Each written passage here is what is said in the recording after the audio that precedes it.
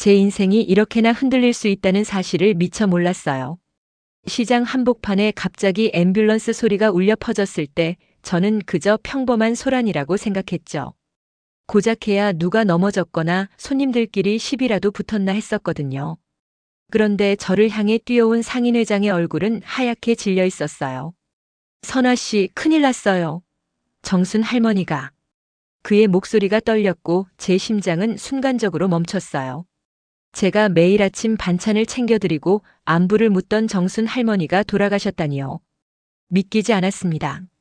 할머니는 늘 제 가게 앞에서 선화야, 오늘 반찬도 참 맛깔나네 하시며 환하게 웃으시던 분이셨는데 그 따뜻한 미소를 다시 볼 수 없다는 사실이 너무나도 잔인하게 느껴졌죠. 시장 전체가 발칵 뒤집어졌습니다. 손님들은 수군거렸고 상인들은 굳은 얼굴로 가게 문을 닫았어요. 다들 믿기지 않는 표정으로 멍하니 서 있었어요. 저는 할머니가 쓰러지셨다는 곳으로 달려갔습니다. 고급 한복을 곱게 차려입고 늘 단정했던 할머니가 그렇게 초라하게 누워 계실 줄은 상상도 못했어요. 그 주변을 둘러싼 사람들의 표정에서 깊은 슬픔이 느껴졌죠. 그때 누군가 제 귀에 속삭였어요. 돌아가시기 전에 선화 씨 이름을 부르셨대요. 아주 힘겹게. 그 말에 저는 온몸에 소름이 돋았습니다. 마치 제게 마지막으로 할 말을 남기려던 것처럼 느껴졌거든요. 제가 눈물을 꾹 참고 겨우 말을 잇자 옆에 있던 아주머니가 조심스럽게 할머니의 마지막 말씀을 전해주셨어요. 선화야, 그 사람 다시 돌아온다. 그 말을 듣는 순간 제 심장이 다시 한번 철렁 내려앉았습니다. 저만 알고 있는 과거 숨기고 싶었던 그 사람의 존재를 할머니가 알고 계셨다니요. 할머니는 평소에도 제게 내가 혼자 힘으로 이 자리까지 온 게 얼마나 대단한 일인지 안다며 격려해 주시곤 했었죠.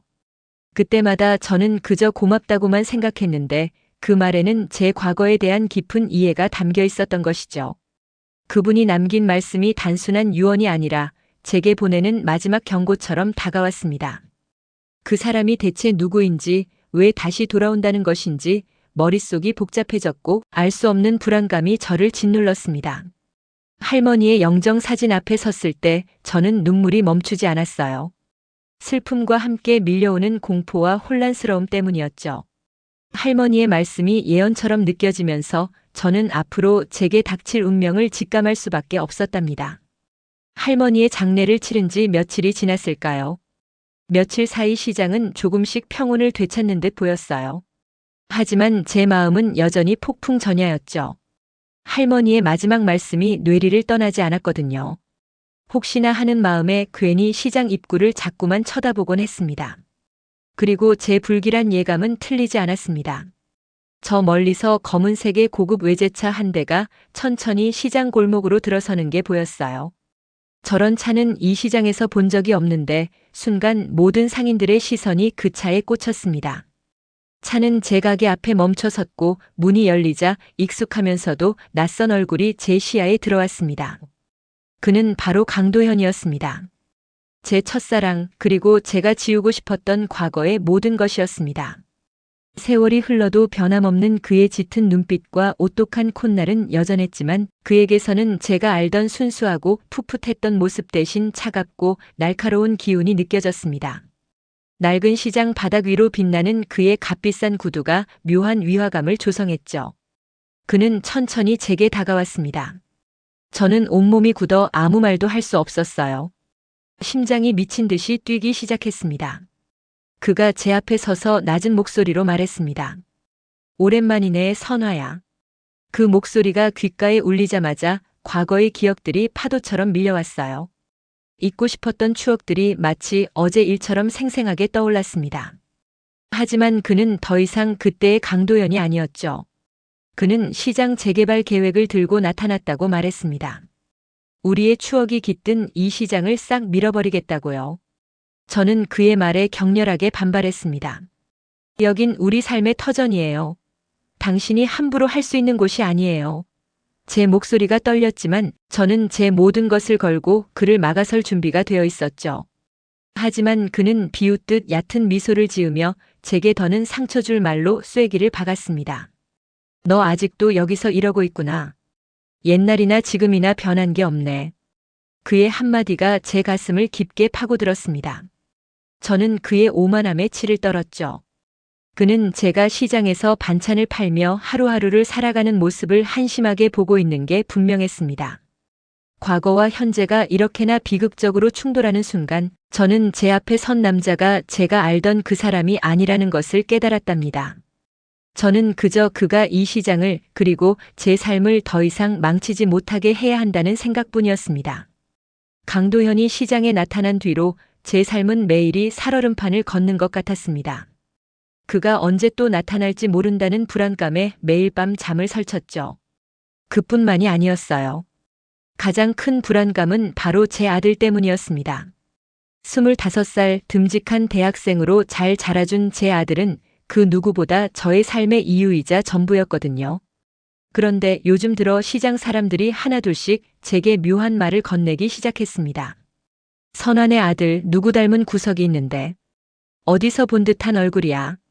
그때마다 제 심장이 쿵 하고 떨어지는 것 같았어요.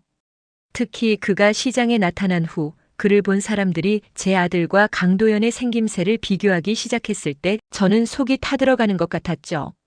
얼마 전에는 아들이 제게 물었습니다.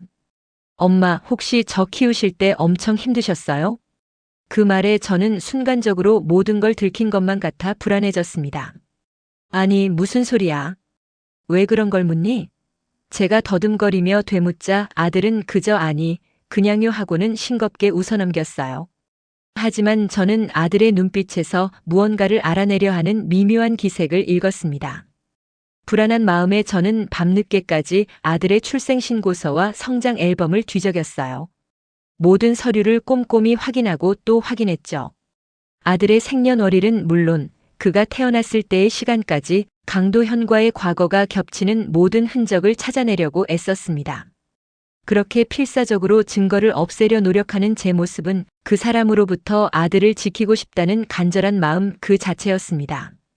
아들은 저에게 엄마 요즘 얼굴이 안 좋으세요라고 말하며 제 손을 잡곤 했어요. 그때마다 저는 억지로 미소를 지으며 아니야, 괜찮아. 엄마는 튼튼하단다라고 답했습니다.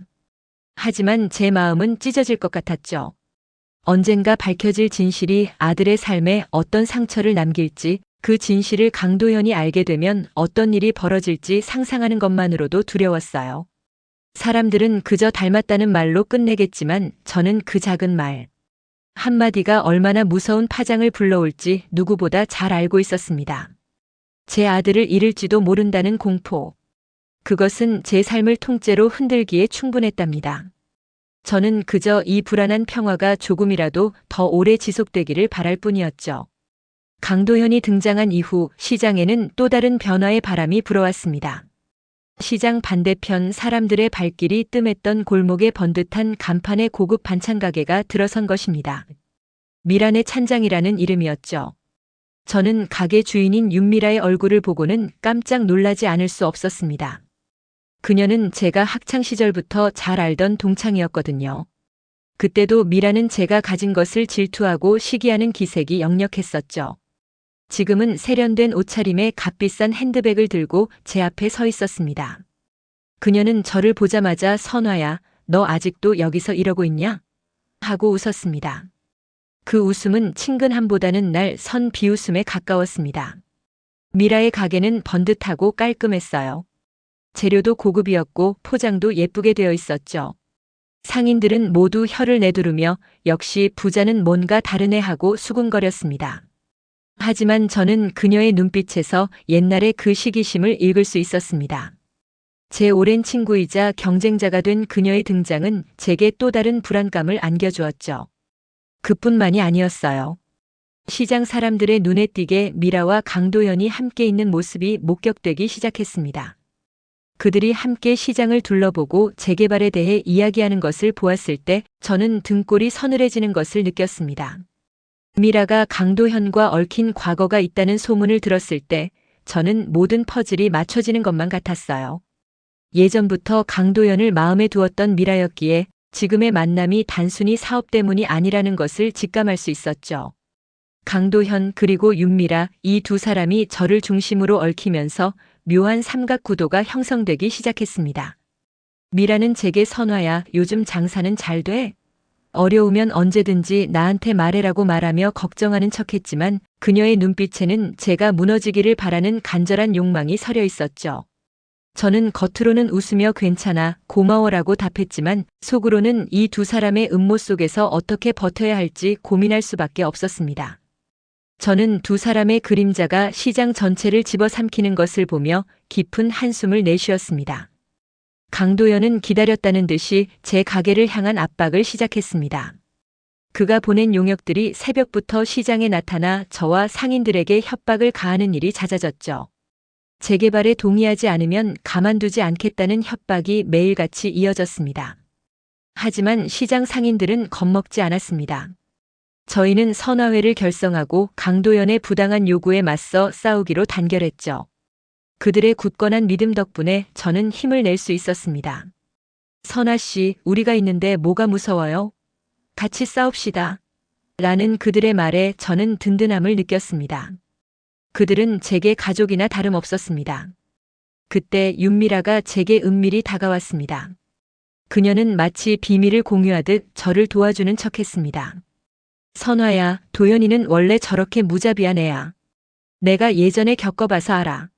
내가 도연이 마음을 돌려볼게. 그녀는 제게 동정심을 표하는 듯 보였지만 저는 그녀의 눈빛에서 의심의 싹을 지울 수 없었습니다. 아니나 다를까 얼마 뒤 저는 충격적인 장면을 목격했습니다. 강도현과 윤미라가 고급 레스토랑에서 함께 식사하며 웃고 있는 모습이었죠. 미라는 강도현에게 오빠 재개발은 잘 되어가고 있어? 라고 물으며 그의 손을 잡고 있었어요. 제가 알던 그녀의 모습은 온데간데 없었습니다. 그녀는 뒤에서 강도현과 손을 잡고 저를 배신하고 있었던 거죠. 모든 것이 미라의 계략이었다는 것을 깨달았습니다. 그녀는 저를 도와주는 척하면서 뒤로는 강도현에게 정보를 팔아넘기고 있었던 것이죠. 제가 힘들어하는 모습을 보며 즐기고 있었던 겁니다. 저는 배신감에 몸을 떨었습니다. 제 앞에선 동정하는 척, 제 뒤에선 칼을 꽂는 그녀의 이중성에 치를 떨었습니다. 시청자들, 아니 이 시장 사람들이 이 사실을 알게 된다면 얼마나 충격을 받을까요? 누가 진짜적인가? 겉으로는 동창인 척 다가와 저를 위로하는 미라인가? 아니면 노골적으로 시장을 빼앗으려는 강도연인가? 저는 더 이상 누구도 믿을 수 없게 되었습니다. 이제 저는 오롯이 제 힘으로 이 두 사람의 음모를 파헤쳐야 한다는 것을 알았습니다. 모든 것이 파국으로 치달을 무렵 제 삶에 가장 큰 비극이 닥쳤습니다. 아들이 학교 앞을 지나다 교통사고를 당해 병원으로 실려갔다는 연락을 받은 것입니다. 저는 그 길로 모든 것을 내팽개치고 병원으로 미친 듯이 달려갔습니다. 아들의 창백한 얼굴을 보자 저는 숨을 쉴 수가 없었습니다. 저는 의사에게 제 피를 수혈해 주세요. 제 아들이에요. 라고 절규했죠. 하지만 의사는 차분하게 말했습니다. 보호자분, 먼저 혈액형 검사부터 하셔야 합니다. 저는 수혈을 위해 피를 뽑았고 그 결과가 나오기를 초조하게 기다렸습니다. 그때 강도연이 병원으로 들이닥쳤습니다. 그는 이미 모든 것을 알고 온 듯한 표정이었습니다. 우리 아들 괜찮은 건가? 그가 이렇게 말했을 때 저는 세상이 무너지는 것 같았습니다. 그가 어떻게 알았을까요? 제가 그토록 숨기고 싶었던 과거의 비밀을 그가 어떻게 알고 이렇게 당당하게 나타날 수 있었을까요? 의사가 다가와 제게 조심스럽게 말했습니다. 보호자분, 아드님과 강도현 씨의 유전자가 99.9% 일치합니다. 두 분은 친자 관계입니다. 저는 그 자리에 주저앉아 버렸습니다. 그동안 제가 필사적으로 숨기려 했던 모든 노력이 한순간에 물거품이 되어버렸다는 사실에 망연자실했죠. 강도연은 제게 다가와 내가 돌아오길 기다렸지? 라고 말하며 비아냥거렸습니다. 저는 그를 올려다보며 아무 말도 할 수 없었어요. 그는 의기양양한 얼굴로 제 아들을 바라보며 말했습니다. 이제부터 내 아들은 나와 함께 살게 될 거야. 내가 널 책임질 테니 걱정 마. 그의 말은 마치 저를 비웃는 것 같았어요. 그 순간 시장 상인들이 제 소식을 듣고 병원으로 몰려왔습니다. 그들은 제가 감추려던 비밀이 밝혀지자 모두 충격에 휩싸였습니다. 저는 그들의 눈빛에서 혼란스러움과 실망감을 읽을 수 있었습니다. 제가 그들의 믿음을 저버린 것만 같아서 너무나도 괴로웠습니다. 저는 이제 어떻게 해야 할까요? 저를 포함한 모든 시장 사람들의 삶이 한순간에 뒤흔들려 버린 것입니다. 저의 비밀이 밝혀지자 윤미라는 기회를 놓치지 않았습니다. 그녀는 이 기회를 이용해 저를 완전히 몰락시키려고 했죠. 윤미라는 강도현에게 제가 시장 상인들의 돈을 몰래 빼돌려 재개발 반대 운동을 했다는 거짓 정보를 흘렸습니다. 그 소문은 삽시간에 시장 전체에 퍼졌고 사람들은 저를 향한 믿음을 잃어갔어요. 제게 굳건한 믿음을 보여주었던 시장 상인들조차 저를 의심하기 시작했습니다. 그들의 눈빛에서 실망과 배신감을 읽었을 때 저는 너무나도 아팠죠. 하지만 미라의 계략은 저를 넘어 강도현에게까지 큰 피해를 안겨주었습니다. 그녀가 강도현에게 넘긴 정보는 사실 허위 자료였고 그로 인해 강도현의 사업이 큰 손실을 입게 되었죠. 강도현은 모든 것을 알게 되었습니다. 그는 미라를 찾아가 거세게 분노했습니다. 내가 감히 나를 속여? 이제 끝이야. 그는 미라를 냉정하게 버렸습니다. 미라는 저를 향한 복수심에 눈이 멀어 그 모든 것을 잃게 된 것이었죠. 그리고 강도현은 다시 저를 찾아왔습니다. 선화야, 이제라도 우리 셋이 함께하자. 예전처럼. 그는 저에게 손을 내밀며 애원했습니다. 하지만 저는 단호히 그의 손을 거절했습니다. 이제 와서? 당신이 나한테서 모든 걸 빼앗아간 후에? 저는 그의 얼굴을 똑바로 바라보며 말했습니다. 당신이 저지른 모든 일을 되돌릴 수는 없어요. 이미 당신과 함께할 수 없는 강을 건넜어요. 그의 얼굴에는 당혹감과 실망감이 교차했습니다. 제가 그의 제안을 받아들일 거라고 생각했겠지만 저는 더 이상 과거의 제가 아니었죠. 그는 제게 용서받을 자격도 없었고 저는 그를 더 이상 사랑하지도 않았습니다. 제 아픔을 이용해 저를 쓰러뜨리려 했던 미라와 그저 저를 소유하려 했던 강도현의 끝없는 욕심을 보면서 저는 이 모든 관계를 완전히 정리할 때가 왔다고 생각했답니다. 저는 이제 제 아들과 이 시장을 지키기 위한 싸움을 시작할 것입니다. 모든 폭풍이 지나간 후 저는 드디어 정순 할머니의 마지막 말씀의 의미를 깨달았습니다. 그 사람 다시 돌아온다는 것은 단순한 경고가 아니었습니다. 그것은 저를 향한 격려이자 앞으로 닥칠 시련을 이겨내라는 응원의 메시지였죠. 할머니는 이미 모든 것을 알고 계셨던 것입니다. 강도현의 몰락은 너무나도 허무하게 찾아왔습니다. 그는 미라가 꾸민 음모로 인해 막대한 손실을 입었고 그로 인해 그를 따르던 사람들은 모두 그를 떠났습니다. 결국 그는 홀로 남겨진 초라한 남자가 되고 말았죠. 저는 시장 사람들의 잃어버렸던 신뢰를 다시 되찾기 위해 노력했습니다. 저의 진심을 보여주자 그들은 다시 저에게 힘을 실어주기 시작했습니다. 그들의 굳건한 믿음 덕분에 저는 재개발을 막아낼 수 있었고 시장은 다시 활기를 되찾았습니다. 그리고 가장 중요한 순간 제 아들은 강도현의 곁이 아닌 저의 곁을 택했습니다. 엄마, 저는 엄마의 아들이에요. 그리고 이 시장의 아들이기도 하고요. 아들의 따뜻한 한마디에 저는 왈칵 눈물을 쏟아냈습니다. 그 한마디가 저에게는 세상의 어떤 보물보다 값진 것이었죠. 마지막으로 저는 정순 할머니의 영정 사진 앞에 섰습니다. 따뜻한 미소를 짓고 계신 할머니의 사진을 보며 저는 조용히 말을 건넸습니다. 할머니, 저 이제 괜찮아요. 당신이 남긴 마지막 말씀 덕분에 이 모든 것을 이겨낼 수 있었어요.